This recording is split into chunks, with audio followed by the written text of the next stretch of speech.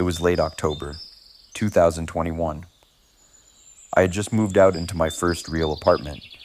It wasn't much, a second-floor unit in an older building about 20 minutes from my work. But it was mine, and after a long stretch of bad roommates, I was happy to finally have some space to myself. I worked late hours, closing shift at a little bookstore downtown. Most nights I didn't get home until around 11:30 p.m. It had become routine. Park in the back lot, trudge up the outdoor staircase to my door, microwave something half edible, and watch TV until I crashed. That night was no different. Cold air bit at my face as I stepped out of my car. The lot was empty, except for a few cars. My neighbors were quiet types, mostly older folks. A flickering street lamp buzzed overhead, casting a sickly yellow glow over the cracked asphalt. I hurried up the stairs, feeling that weird pressure on the back of your neck you get when you're alone and tired. Shaking it off, I unlocked my door, slid inside, and locked it behind me. The apartment was quiet. A little too quiet, honestly. I lived alone, no pets, and the old building had a way of creaking randomly. I was used to it, mostly. I kicked off my shoes, tossed my jacket onto the couch, and started making dinner. Something about being awake this late always made me crave the dumbest things. That night it was popcorn and a leftover slice of cold pizza. Gourmet. I flipped on the TV for background noise, an old sitcom I'd seen 1,000 times, and curled up on the couch. The dim light from the TV barely reached the kitchen and the hall beyond. The rest of the apartment melted into shadow. About 20 minutes later, just as I was sinking into that sleepy, half-zoned-out state, I heard it. A knock. It was soft, faint. Like the person didn't really want to be heard. I muted the TV and listened. Another knock, a little louder this time. I felt my heart skip. Who the hell knocks at midnight? I stayed frozen for a second, ears straining. The knocks came again. 3 short taps. Then silence. Slowly, I stood up and tiptoed toward the door. My door had a peephole, but honestly, the hallway outside was so dimly lit I could barely see anything through it, even in daylight. I pressed my eye against it anyway. Nothing. Just the crooked hallway and the half-burnt-out light fixture buzzing overhead. No one was there. I backed away from the door, unsettled but trying to be rational. Maybe some drunk neighbor hit the wrong door, or some kid playing a prank. I double-checked the deadbolt and chain, then turned back toward the couch. That's when I heard it again. Not at the door this time, at the window. A tap, tap, tap. I felt my stomach drop. My living room window faced the back parking lot, right where I'd parked earlier. There was a narrow metal balcony outside, old, rusted, and barely wide enough to stand on. No one should be able to get up there. Slowly, I inched toward the window. The curtains were drawn, but the thin fabric did little to block out the glow of the streetlight. I stood there, heart pounding, listening. Tap, tap, right against the glass. I reached out, fingers trembling, and lifted the edge of the curtain just enough to peek out. For a second, all I saw was my own pale reflection. But then, movement. A hand.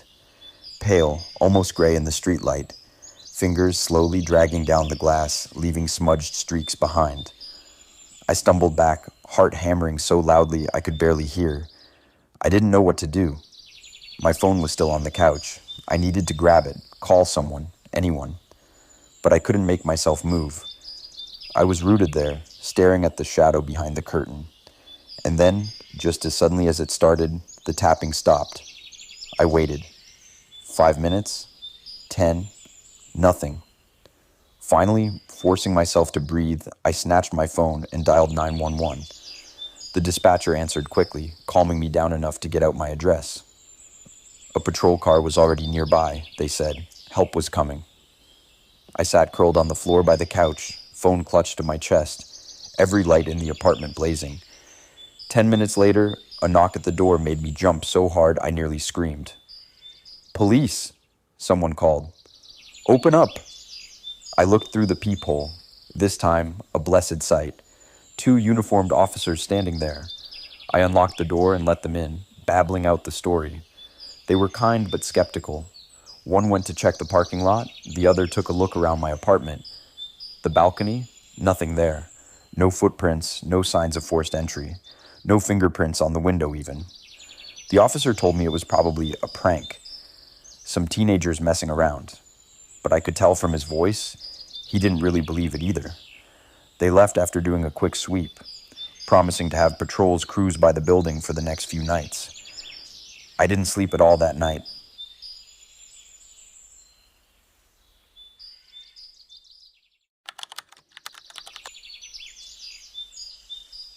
This happened last year during a solo road trip I took from Wisconsin to Montana. Most of the roads between the two states are basically empty once you get past the first and last hours. Everything else is just endless forest or wide open fields. Maybe some small mountains once you get farther west.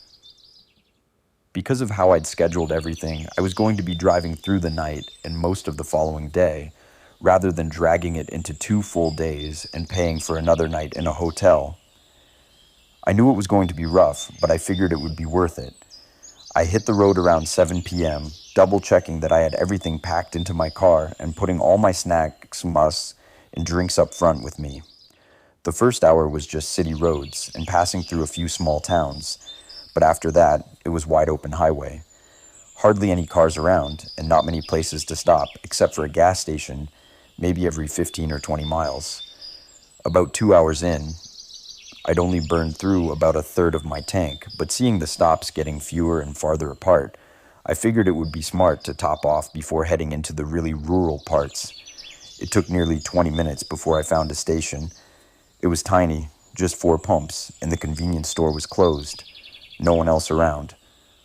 I pulled up, got out, and started pumping. The gas came out ridiculously slow, almost like a full minute just for a gallon. I leaned against my car and waited, watching the rain starting to mist in the distance. That's when another car came along.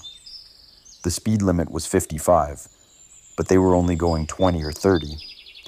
They passed the station, slowed down, and then awkwardly backed up into the entrance. Dangerous on a lonely road like that in the middle of the night, but I figured maybe they were just desperate for fuel. I kept facing forward as I heard someone step out of their car and shut the door, but I didn't hear anything after that. No movement, no gas pumping, just silence. After about a minute, curiosity got the better of me, and I glanced over. A man, tall, wearing a gray flannel and dark jeans, stood by his car, staring at me. When I looked over, he was already staring. His expression was completely blank. I gave a quick, polite nod and looked away, but I couldn't shake the feeling that his eyes were still on me. After maybe 10 seconds, I finally heard him grab the pump and start fueling up. I felt a bit of relief, telling myself I was overreacting. After another minute, I decided I had enough gas and hung up the nozzle, locking my gas cap. As I did, I glanced over again. He was still staring at me, those tired, hollow eyes never blinking. I climbed into my car and drove off without looking back. Weird dude, I thought, but figured it was just one of those strange late-night encounters. Somewhere in the next 3 hours, it started raining. Hard. By now I'd been driving for nearly 5 hours, and it was just after midnight. The rain forced me to stay hyper-focused, which made the exhaustion even worse. I tried sipping an energy drink and munching some snacks, but it barely made a dent. By 1 a.m., I desperately needed a break and more gas. I drove on for miles before finally finding another station. It looked old and run down, but the lights were on. No cars around. I pulled in, filled up, and then parked in one of the small side spaces next to the building. I checked the weather, hoping the rain would let up soon, but it looked like it was sticking around for a while. No towns nearby either. I was deep in the middle of nowhere. I decided a quick 30-minute nap would do me some good. I leaned the seat back and passed out almost immediately. When I woke up, the rain was still coming down hard, and my alarm hadn't even gone off yet. I'd only slept about 25 minutes. I sat up, blinking, and looked out Another car was at one of the pumps now. I leaned forward, heart thudding. It looked exactly like the car from earlier. Same color, same make, same model. And just like before, no sign of the driver. Not in the car, not outside. A cold, sick feeling spread in my chest. There was nowhere for him to go in a place like this. I needed to leave. Now I started the car and threw it into reverse. But when I looked in the rearview mirror, there he was, not standing outside, sitting in my back seat, eyes locked onto mine through the darkness. I panicked, slamming the door open and throwing myself onto the pavement. My car, still in reverse, slowly rolled backward without me. I scrambled to my feet and ran for the woods at the edge of the lot. From between the trees, I watched, heart hammering. My car kept rolling back, then suddenly stopped. A second later, the headlights flickered on, and he drove away, vanishing into the night with my car, my stuff, and my phone. I stood there in shock, rain soaking me, not sure what to even think. Then I remembered the other car. It was still there, abandoned.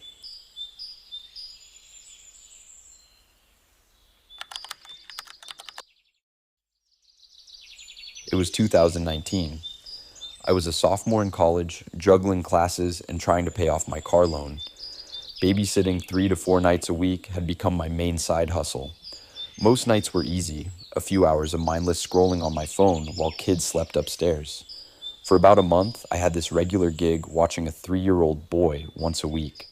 The parents were soft-spoken, but polite. They always seemed grateful, almost overly so, like they were relieved every time I showed up.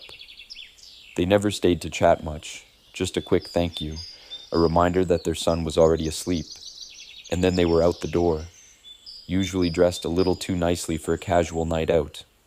I never asked questions. I figured it was date night or some kind of city event. It wasn't my business. That night, I pulled into their driveway a few minutes before 8 p.m.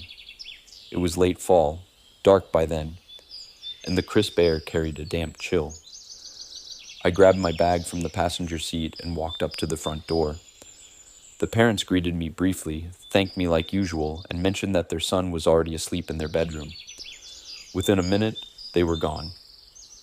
I set my bag down near the living room couch and did my usual walkthrough of the house, just checking doors and windows like I always did. Not paranoid, just cautious. The house was cozy, but a little too quiet, the kind of silence that feels heavy in your ears after a while. I settled into one of the armchairs with my phone, texting a few friends and scrolling through videos to kill time. Not even an hour later, my phone buzzed in my hand. It was the mother calling. I answered right away, a little confused because they never called unless there was an emergency. "Hey, did you just call me?" she asked immediately. "No," I said, glancing around the living room. "I'm still here. Everything's fine." She sounded uncertain. "I just got a call from a number I didn't recognize. No one said anything. I thought maybe it was you, maybe a different number or something." I reassured her that everything was fine on my end. No weird calls, no issues. She hesitated a moment longer, then said, "Okay, thanks," and hung up. I chalked it up to overprotective parents. I mean, if you're leaving your 3-year-old with a babysitter, especially at night, you're bound to be a little jumpy, right? Still, something about the call stuck with me. About 20 minutes later, I was still on my phone, half watching a video, when headlights sliced through the front windows. The blinds were mostly closed, but thin shafts of light speared into the living room. I waited, assuming it was just a neighbor pulling into their driveway. But after a minute, the light didn't move. Curious, I stood up and peeked through the blinds. Parked directly at the curb outside was an old, beat-up, dark gray sedan. The windows were tinted so black it looked almost fake. The engine idled softly, and standing near the end of the driveway, half hidden by the shadow of a tree, was a man. He wasn't doing anything, just standing there, looking up at the house, at me. I ducked back from the window, heart hammering a little harder than before. I didn't know what to do. I didn't want to confront him. It wasn't even my house. Maybe he was a lost visitor or a neighbor waiting for someone. Maybe. I waited by the window, peeking out now and then. After a minute, the man slowly walked back to his car. He opened the door, got inside, and pulled away. But not quickly. He crept along the street, his headlights cutting in and out of the trees lining the road. And then, about a block down, he stopped. The headlights turned off. I stared at the spot, waiting to see if he would get out or if the car would leave. Nothing happened. 5 minutes passed. 10. Nothing. Feeling uneasy but trying to stay rational, I went back to the chair and decided to text the parents. But I hesitated. What was I supposed to say? Hey, there was a creepy guy outside, but now he's gone. It felt like making a big deal out of nothing. I turned on the TV for background noise, keeping the volume low so I could still hear any sounds from upstairs. I pulled the blinds a little more closed, but not completely. I needed to know if someone came back. Another hour passed, maybe 2. The quiet mixed with the low buzz of the TV lulled me into a half-sleep state. I was still technically awake, but zoning out hard. I had that distant awareness you get when you're exhausted, where sounds feel muted and time seems to stretch out like gum. That's when I heard it, a faint thump. It was light enough that at first I thought it might have been the house settling, but then it came again, louder this time. A dull, deliberate thud that made my blood go cold. I sat up straight, wide awake now. I got up, moving cautiously toward the stairs to check on the kid first. As I passed through the hallway, I caught a glimpse of movement in my peripheral vision. I turned my head sharply. There, standing outside the back door, was a man. The same man. He was gripping the door handle, yanking at it with both hands, his eyes locked onto mine through the glass. When he saw me looking, he started pulling harder. Violently, like he didn't care if he broke the lock or shattered the door. Instinct took over. I sprinted up the stairs, heart slamming against my ribs. I burst into the master bedroom and scooped the kid out of bed, murmuring, "It's okay, it's okay," even though it wasn't. His sleepy little arms wrapped around my neck. From downstairs, the noise grew louder, not just rattling now, but full-on banging. It sounded like he was hitting the door with something heavy, trying to smash it open. I hurried back down the stairs with the kid clinging to me. My mind raced through options: hide, fight, run. Then I heard it, a sharp crack of splintering wood. I reached the bottom step and saw it. The back door swung open with a violent jolt, smashing into the wall. The man stormed inside. He wore normal clothes, jeans, a sweatshirt. But there was something wrong about him, something off. And in his right hand, he held a knife. Without hesitation, he lunged toward me. I turned and bolted for the front door, the kid still in my arms. My fingers fumbled on the lock, but somehow I got it open. I threw the door wide and sprinted to my car parked in the driveway. I slammed the kid into the passenger seat, tore around the hood to the driver's side, and jumped in. As I jammed the keys into the ignition, the man reached the car. He slammed his hand against my window, the knife flashing in the porch light. I threw the car into reverse, my tires screeching as I peeled backward down the driveway and into the street. I didn't stop driving until I was in a brightly lit gas station a few miles away. There, hands shaking, I called 911. The police came, along with the parents, who had raced back after I called them too. Of course, the man was gone by the time anyone arrived. The cops took statements, dusted for prints, asked all the right questions. But in the end, they found nothing. And weirdly, after that night, the parents never hired me again. They thanked me profusely the night of the incident. But after that, complete silence. No texts, no calls, nothing. It was like they wanted to erase the whole thing. A few weeks later, driven by curiosity, I did a little digging on my own. Public records, old social media, anything I could find. The only thing I turned up was that the mother had been married before, to a man who bore a disturbing resemblance to the intruder. No way to know for sure, though. No proof. Just a gnawing gut feeling that maybe it wasn't random. Maybe he wasn't there for me at all. Maybe he was coming for the boy, And maybe, just maybe, the parents knew more than they ever let on. It's been years now. I'll probably never get the full story, but I still wonder sometimes, if I hadn't looked out that window when I did, how far would he have gone?